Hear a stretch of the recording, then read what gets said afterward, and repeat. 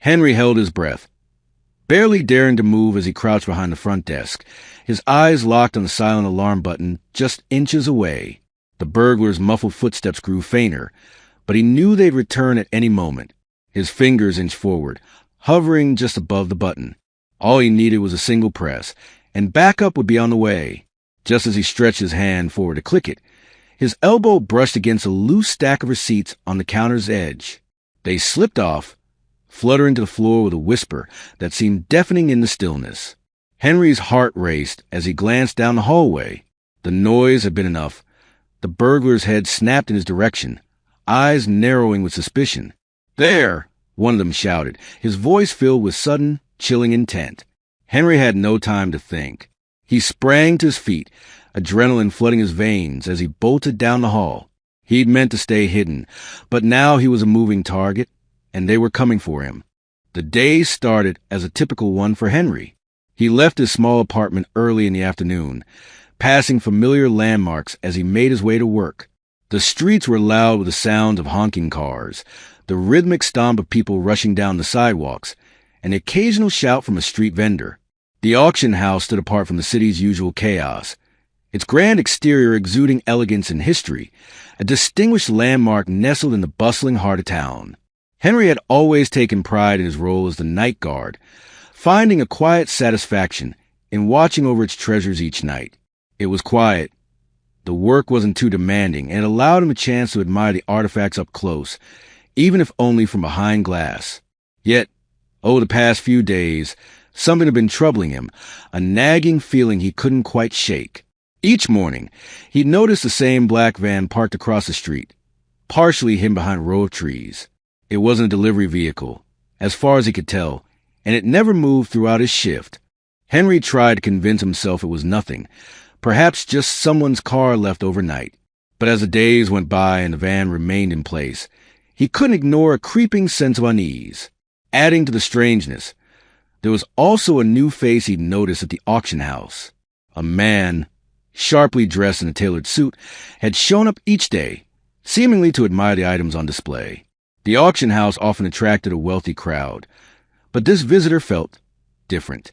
Henry was certain he'd seen him each day that week, spending hours wandering the halls, paying particular attention to certain high-value items.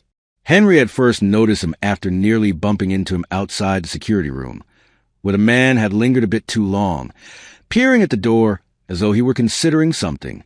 The stranger had mumbled a vague apology and quickly turned away, but Henry couldn't shake the unsettling feeling. The very next day, when he saw the man moving to the gallery's ancient artifacts section with that same intent expression, Henry's guard went up. It wasn't just a man's gaze lingering on certain items, but the way he moved, cautious yet deliberate, with a strange mix of detachment and interest. Still, Henry brushed it off, chalking it up to paranoia. Overthinking was his vice, after all. Maybe he'd been watching too many crime shows, his mind filling in gaps where there weren't any. Shaking his head, he forced himself to let it go, walking into the building to begin his rounds. As the day wore on, the auction house prepared for the evening's big event. Valuable pieces of art, ancient artifacts, and rare jewelry filled the showroom. The atmosphere buzzed with the excitement of potential buyers inspecting the treasures they hoped to secure. Henry kept himself busy, greeting a few familiar faces, but always kept an eye on the stranger who had been frequenting the premises. Eventually, the day drew to a close, and the doors were locked, leaving Henry to secure the building for the night. Part of him wondered if he was simply imagining things, letting his nerves get the best of him. After all, the day had gone without incident. He brushed aside his suspicions and went about his routine of checking every display case and locking up each room. When Henry finished his rounds and was ready to start his evening shift, he witnessed a tow truck hauling away the black van. He smiled to himself, imagining how much ado he'd made over nothing. The man in the suit wasn't a thief, but a keen collector of antiques, another deep-purse bidder, with an enthusiasm for unusual finds. With his fears appeased, Henry decided to treat himself. Across the street from where he worked was a burger joint he never visited, holding it in reserve for the end of his 2-week rotations. Grinning to himself, he crossed over, laughing at his earlier paranoia. The day had been uneventful, and the night seemed destined to be the same. Hot dinner was a perfect way to end it. Seated next to the window, he opened his burger, and the aroma of melted cheese and charred beef wafted through the air. As he took a bite, a metallic ring broke the silence. His eyes shifted toward the auction house gate, which creaked when someone pushed it. He attributed it to the wind, but when it happened again, he tensed. Henry's heart quickened as he watched a hooded stranger jump over the gate and vanish into the shadows alongside the back door. Burger left behind. He kept a firm hold on his concentration, on the darkened building. The auction house was meant to be empty, its treasures locked safely inside. Whoever had entered did not belong. Instinct urged him to call the police.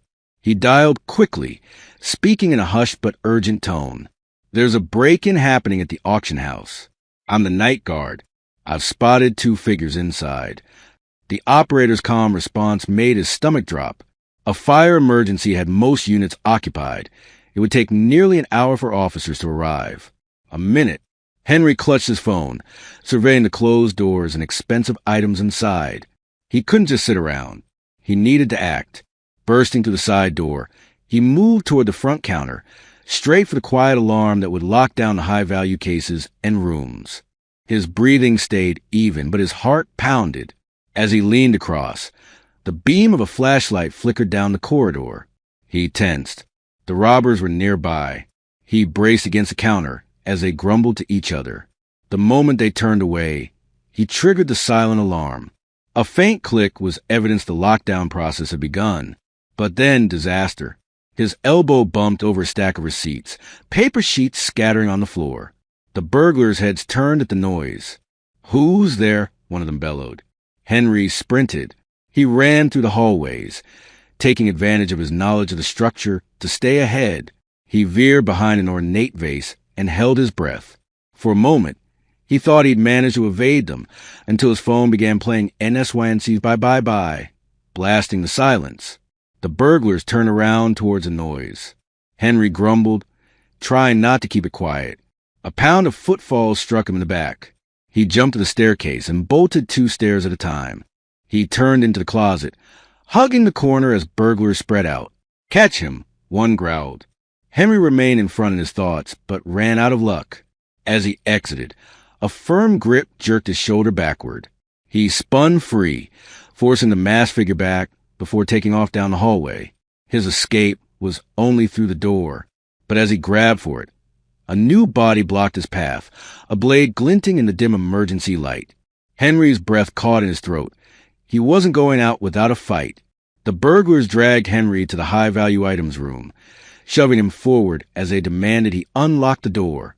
With a reluctant press of his hand on the biometric scanner, he heard the door click open, sealing his access to the room and trapping him with the intruders.